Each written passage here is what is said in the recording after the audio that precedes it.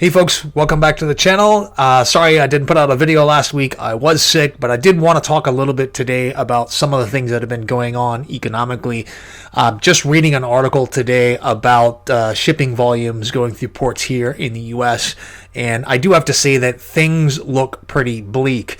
Despite the relatively positive results, or at least not so bad results that we're seeing from companies this week and last week in terms of their earnings. Of course, Tesla is an exception to that. That was spectacularly bad. Because I was sick last week, I didn't put out a video on that, but it's actually way worse for Tesla than it seems, and they did a pretty good job of spinning that into something a little bit less than how horrible it actually was.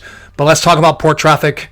Port traffic on the West Coast has evaporated due to the trade war, just like every sane economist told us would happen, and so it has.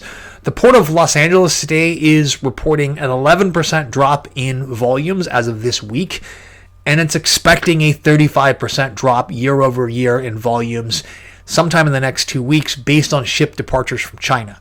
The Port of Long Beach is reporting a 44% decline in vessel calls and is expecting a similar decline in container volumes.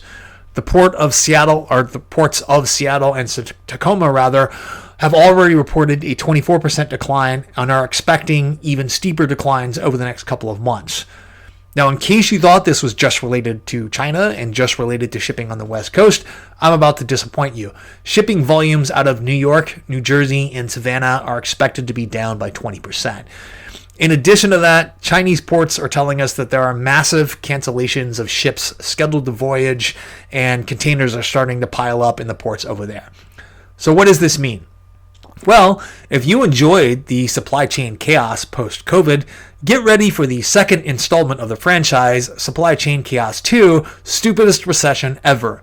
Truckers are the first people that are going to be laid off, followed by longshoremen, and within a couple of months, the inventory that was pulled forward by retailers in anticipation of tariffs is going to be exhausted, and we're going to start to see prices rise and retail margins tighten if we don't see that before a couple of months. In fact, I went out today and bought a bunch of tools that I know I'm going to need this summer because I'm betting that prices are going to go up.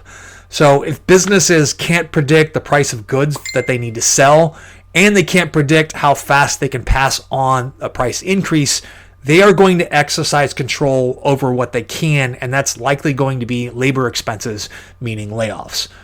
The worst part is, folks, the damage is done. A trade deal could be reached today, and we, the people, are still in for a minimum of 6 months of supply chain chaos. Factory shutdowns, mass layoffs, these have all started in China.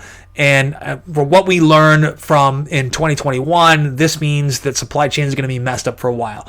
You can't just spin the supply chain back up and make everything get back to normal. It's going to take months. We all experienced this post-COVID. We're doing it all over again, and this time it's entirely self-inflicted. Thanks, folks, and I'll be out with another video later on this week. You guys have a nice day.